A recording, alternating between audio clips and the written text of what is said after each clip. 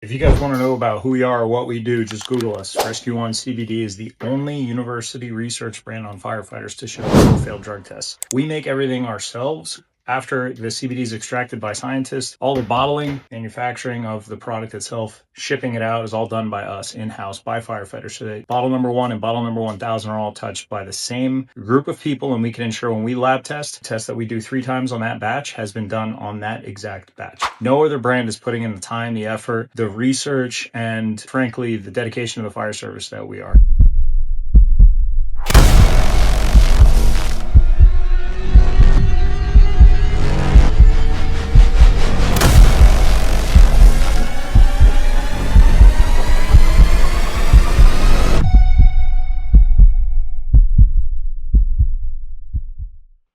What up, loungers? Welcome back to another episode. So, here we go again. Um, this keeps coming up, and it comes up every few, probably months, but definitely every few years. I can't tell you how many podcasts I've done on this subject. I just did one not that long ago about a pay raise, and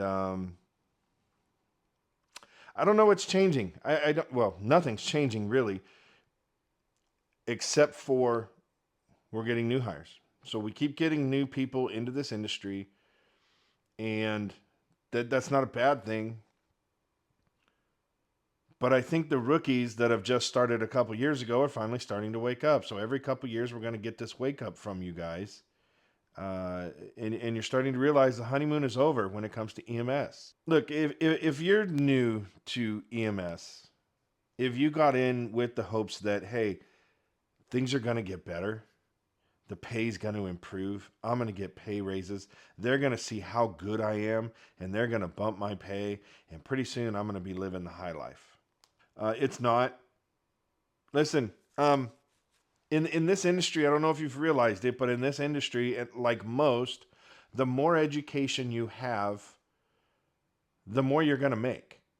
It's just a fact of life. Okay, people base pay off of education most of the time. Now, with that being said, you can get your EMT in California. In Southern California, there are programs that are 2 weeks long. It's 2 weeks all day, 8 to 5. So what? You do 2 weeks and you're a certified EMT. You can work anywhere in the state. In fact, you get your national registry after 2 weeks and you can go work anywhere in the country. Paramedic programs in Southern California. I just looked one up.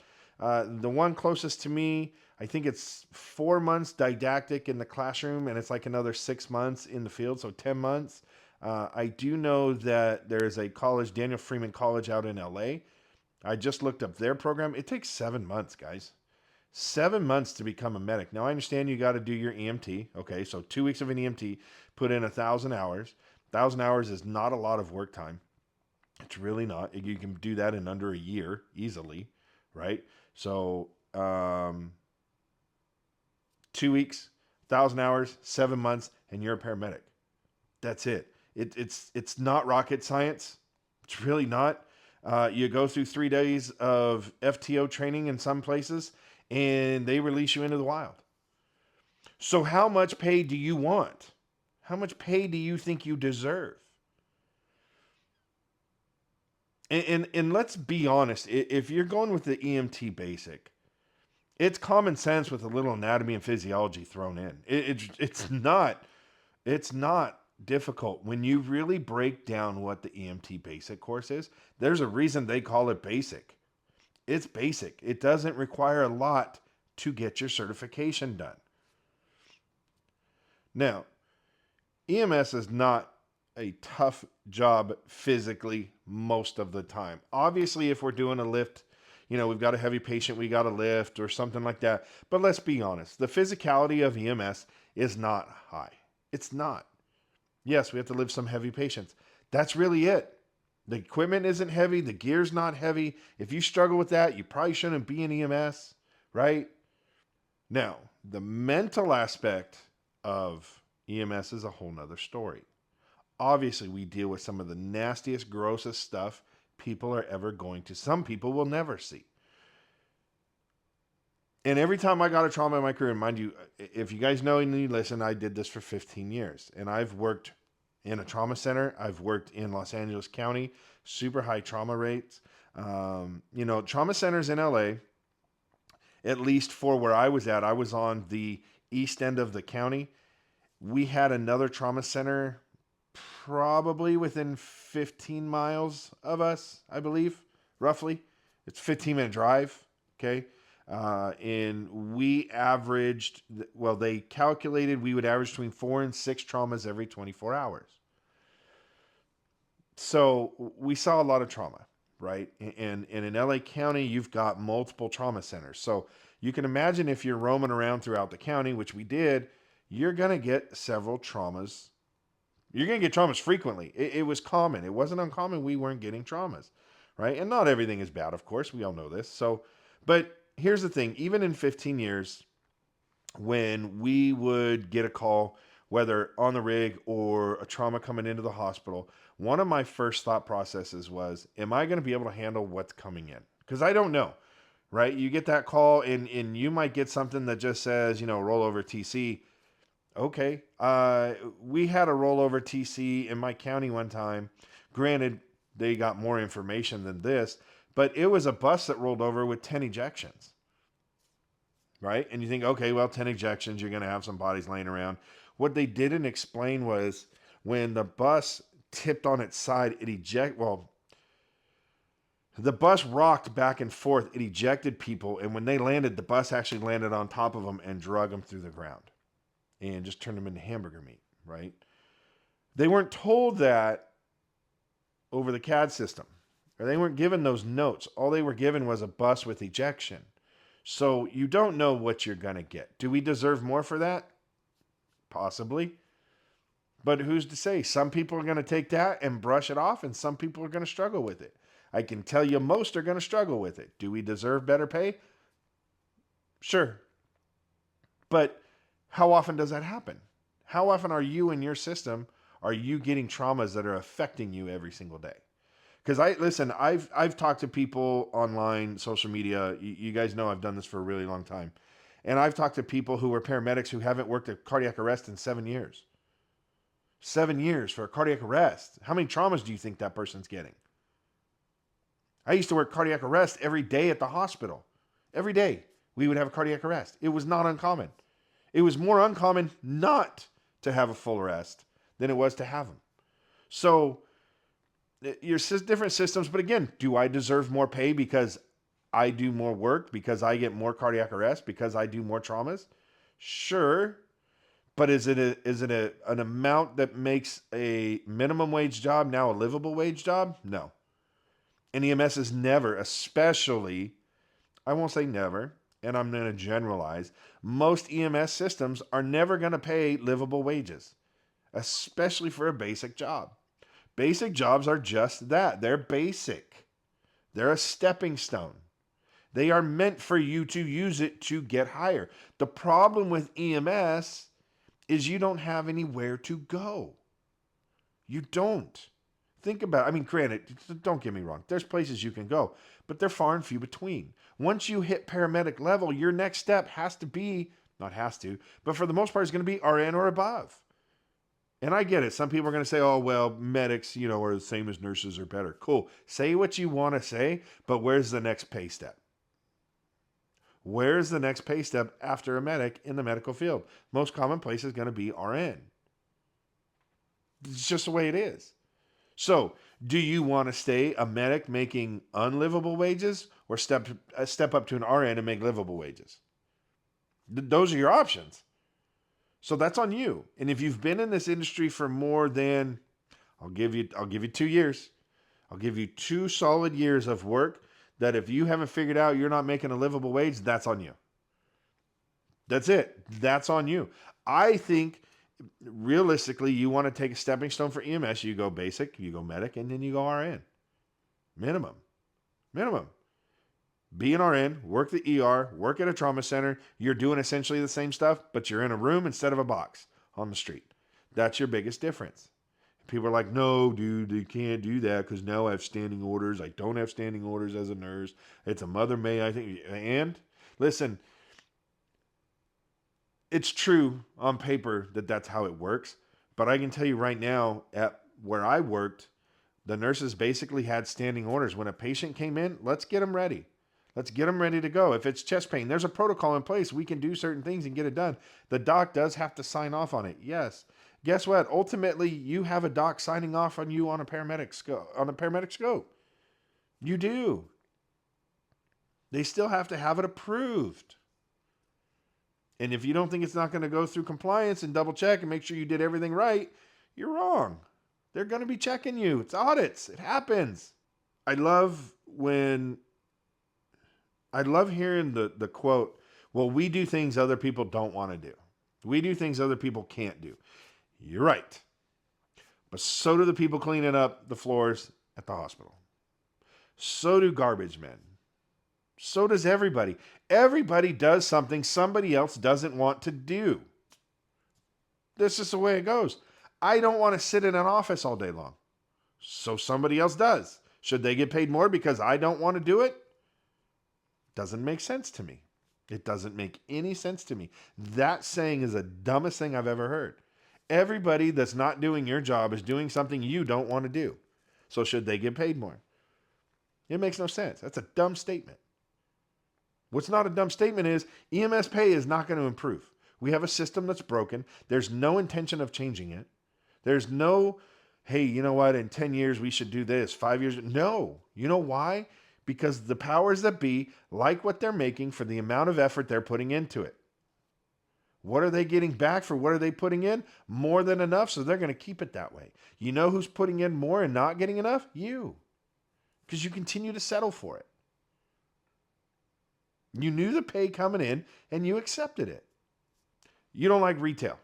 You don't want to work retail. Retail sucks. If you've ever worked it, it sucks. I've dabbled in it and I hated it. So does that mean they get more? Do you want to go clean toilets and unclog crap as a plumber? No. Do plumbers make good money? Usually. But the guys at the bottom don't because they're at the bottom. So is EMS. That's just the way it goes. There's no getting around that. Here's one for you. I went online and was looking up, and I got to look at my notes because I got to get this right. I don't want to screw this one up. You know what they average pay for someone who cleans porta potties? Thinking of plumbers, we were just talking about plumber. Someone who cleans porta potties in LA, average pay is $17 to $26 an hour to clean porta potties. And some of you going, that's more than I make. Great. So why aren't you cleaning porta potties? You don't want to do it. Somebody else does. They're willing to make $26 an hour doing it. Some of them are doing it for 17, which is still higher than some EMTs. So why aren't you going to do that? Because you don't want to do it. So whose job is worse? Theirs or yours? So who gets paid more? It's simple. The math is simple. Because, I mean, think about it, right? Nobody woke up this morning. Nobody woke up 5 years ago and goes, you know what I want to do for a living? I want to clean porta potties. That makes good money. I'm going to go do that. Not a single person. Not a single stinking person. Nobody. Now, somebody might have said, yeah, I'm going to start up a company that rents porta potties. Sure. But they're going to hire someone else to clean them. Oh, man. So, yeah, you can get out of here with that. You can just stop that nonsense. EMS can be a career, but you can't make a career out of an EMT. Now I know, guys. Listen, I know people who make decent money. I've seen six-figure EMTs, but how much overtime are they working? Is it worth it?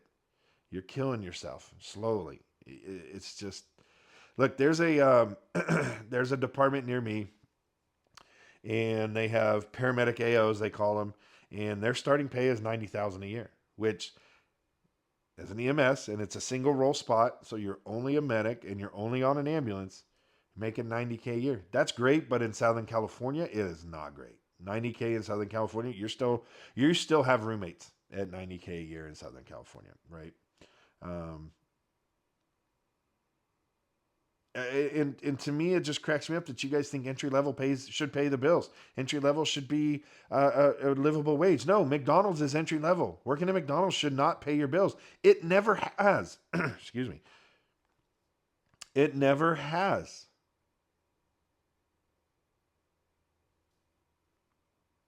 McDonald's was a job for high school kids to get some experience because there's no experience needed to flip burgers, to put fries in a basket and to put them in the fryer. That does not require education. That does not require experience.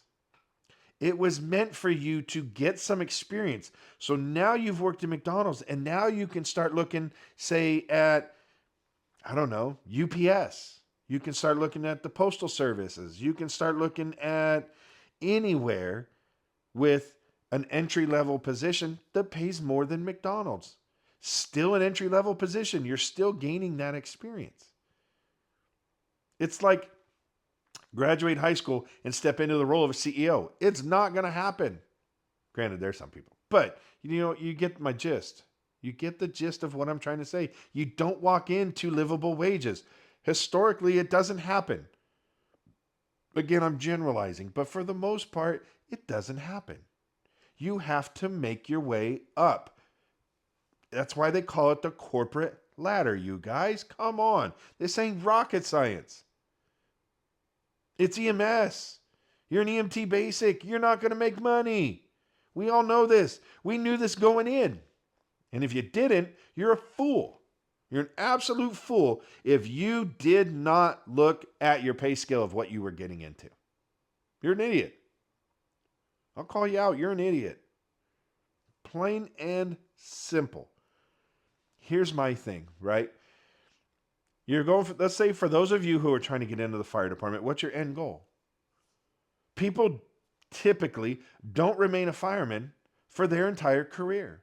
If you're going to work 20, 30 years, most aren't working as a fireman. It's too much work on your body. It's too hard on your body. That's why we have move-ups, and that's why you promote within the fire service. Most battalion chiefs in a busy system are not going interior on a structure. They're not getting on the roof. Unless it hit the fan, they're not doing it. You have to move up. You've got to get into a seat where your body just physically is going to wear out, especially in this industry, whether EMS, fire, law enforcement, whatever, even in nursing, your body's going to wear out. We abuse our bodies. Here's the thing, right? If you love your job, if this is your calling, I love when people say it's their calling. If this is your calling, then shut up about your pay. Shut up about your pay. If you like working for low wages, long hours, stay where you are. But stop complaining. You have options. You have places to go. Unfortunately, it's not on a box. Once you hit that medic spot, show me another spot where you can go as a medic on a box. You can't. There's nowhere else to go. You've topped out. Don't expect much. If you have a good union, you might get a cost of living allowance every year. Might. Some of them go several years before they give you a cost of living allowance raise. So you like what you do? Great. I understand it, but you need to start planning. You need to start planning for something different. My advice, if you want to stay on a box, create a business you can run on the side. Make EMS your hobby and find a career, or find something that can fund your hobby. That's it. That's all it comes down to. If you want to stay on a box your entire career, there are very, very few places you're going to find that will pay you enough money for livable wages on an ambulance. They're far and few between. You've got to start looking somewhere else. Are there exceptions to the rule? Absolutely there are. But here's the thing. If you guys follow me, you probably follow several pages, EMS and Fire, like Leo, whatever. Have you ever had one come on? Let me show me this post where someone comes on and goes, I love what I do. I love how much I get paid, and I don't need a raise. Show me one person that said that. Do I know medics in LA? I know medics. I know a lot of medics in LA. But do I know an LA medic who makes enough money? Absolutely. And they live very well. But they're not a single role medics. medic. I believe LA City has single role medics and they pay very well. But again, in Southern California, I'm speaking primarily on larger systems, but Southern California, show me a post, Instagram, TikTok, Facebook, I don't care, pick your platform, where they come on and they go, yep, I get paid enough. I make enough money to live off of my career choice. And I'm not going to transfer out. I'm not going to promote. I'm not going to do anything. I'm going to stay right where I am for the next 20 years. Show me that post. I do know there's medics in LA County that can do it and have done it and lived a very great, successful life and have had all the toys. They've had the boats, the RVs, and the houses and all that. Cool. But again, how often are you seeing these people? A, ever, but B, on social media? You're not. Why? Because it doesn't really exist. It does, but it doesn't. And it's trying to quantify that is very difficult. But again, a single role medic that makes livable wages and is happy, not going to happen. It's not going to happen. How many of you would take a pay cut to get time off? Would you take a pay cut to get more time off?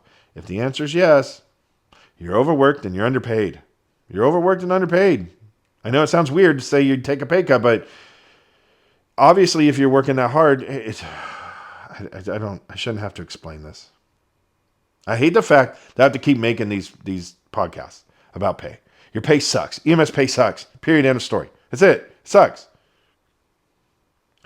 There's a comedian by the name of Mike Goodwin, and he's got a bit, and it goes like this.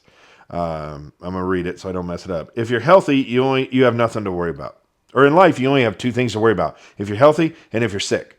If you're healthy, everything's fine. But if you're sick, you only have two things to worry about: whether you're going to get better or you're going to get worse. And if you get better, you have nothing to worry about. If you're going to get worse, you only have two things to worry about: are you going to live or are you going to die? If you're going to live, you got nothing to worry about. If you're going to die, you only got two things to worry about.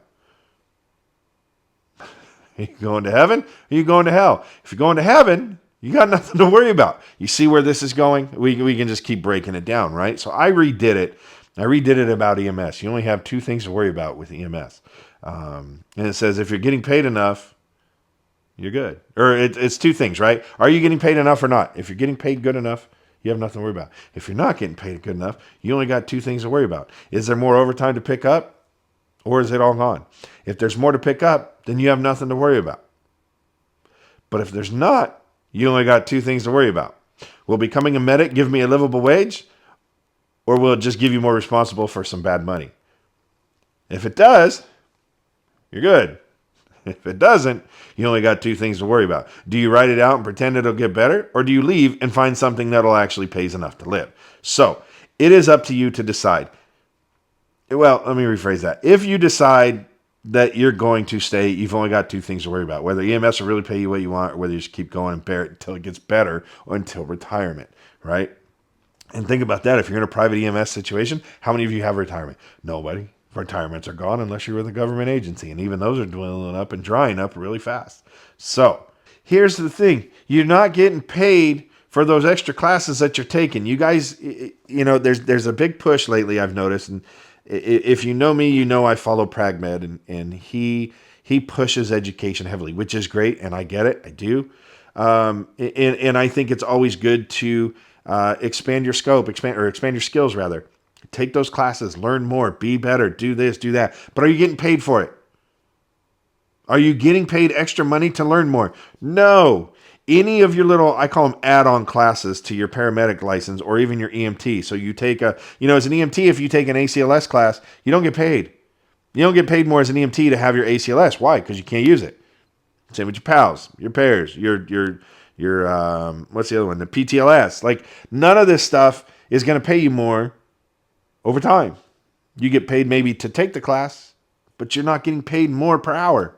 Your annual salary doesn't change for this education that you're adding on. Until you change that title on your badge, you're not getting paid anymore. Not every job is going to pay you a livable wage. They can't. They can't afford it. The cost of doing business is extremely high. Government reimbursement for your contracts is very low. In Southern California, I'm trying to think of the exact number. I want to say if you have Medi-Cal, which is our state paid insurance, if you're on government assistance for insurance, the physician who sees you, your family physician, gets $40. Now, that may have gone up a little bit in the last couple of years, but the last time I checked, it was a $40 for a visit. That's all the doctor gets paid from the state is $40. Now, they get $40 from the state. You pay your copay of, say, $25. They made $65. And you wonder why they're in a hurry. You wonder why they don't care. That's why. State reimbursement, federal reimbursement is extremely low, especially in the medical field. Here's the thing too, right? Here's something that people have to really understand. And I think, honestly, I think teachers nailed this part of life. If you go into a career expecting for low wages, you'll do just fine. And I think teachers have accepted the fact, for the most part, that it's a low-paying career, and they're okay with that. But EMS can't seem to wrap our head around it. Why is that? I don't understand that. I really don't. You know, when I was in the field, I personally had some things go down where I had to make more money. So I left the field. I went to dispatch. I got a pay raise. Did dispatch for a little bit. Found an ER position that opened me up to more money. I took it, and all of a sudden, I still can't afford to live. And I couldn't figure out how I doubled my pay, yet I couldn't pay my bills still. And the reason are my bills changed when my pay changed, because now all of a sudden you go, well, I make more, I can spend more. You're going to be in the exact same spot. You need, number one, you need to learn how to budget your money. You need to set a budget. But on top of that, you got to live within your means. And here's the thing with EMS, fire, Leos, all of us. We have a dopamine problem.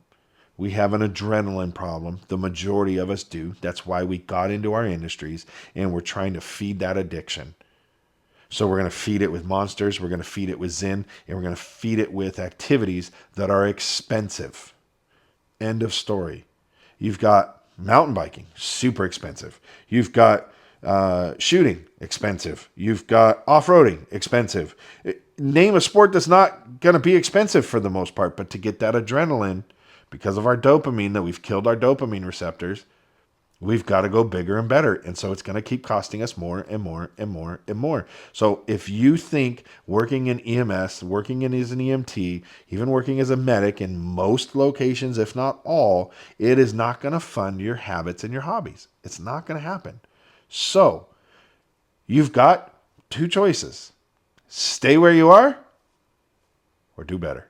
That's it. You've got to do better. What I mean by do better is you've got to up your education level. You've got to move into a new job. You've got to switch careers. Again, most EMS, I mean, look, I don't, other than a couple medics, I don't know very many people in EMS that make more than six figures, even in Southern California. Look, guys, AMR is the biggest ambulance company around. I think Falck is catching them. But let's be honest, even the top two don't pay well. What does that tell you? The top two in the industry do not pay well. Nobody pays well. This is not something, if you want a nice life, it is not a good career to be in. It's a horrible career choice. But for those of you that think EMS should make livable wages, listen, that's great. It's a great way to think. But it's not going to happen. It's just not. Not in our lifetime. Not until this system gets a huge change. And I don't see the system changing. There is nothing beyond that people are planning for. There is not this major revolution that's coming. There's nothing set up for it. Nothing. Look at all the fraud that's being done. Look at all the ambulance fraud. Look at all the medical fraud that's been caught. And yet they still can't pay you. What does that tell you? A, greed. But B, there's just the money's not there. You want to make money, you want to make livable wages, you have to up your game. Period. End of story. That's it. That's it. It's not going to happen. My last thought. Are you hoping, or do you think that one day an ambulance company, a private EMS company, is going to go, you know what? We've done it wrong for the last 50 years. Let's give everybody a $30,000 pay raise for the year. Do you really honestly think that's going to happen? Because how much do you need to make? I can tell you your basic EMT in California working for AMR without pulling overtime is probably making about $40,000 to $50,000 a year. Roughly. Do you really, truly think that an private ambulance company is going to turn around and go, let's double your salary? You know what? We've had it wrong. We'll just double your salary. So now you have technically what they think is a livable wage. But honestly, in Southern California, $80K is not a livable wage without having roommates. Do you really think a company's going to do that? Do you really honestly feel that that's going to happen someday? It is not going to happen. If you're making $40,000 a year, you'd be lucky to get a $5,000 a year pay raise. What is that going to do? Nothing. Nothing. Nothing after taxes. I don't know. That's all I got. Please don't make me make another one of these. I hate doing it. We'll see you on the next one. Keep lounging.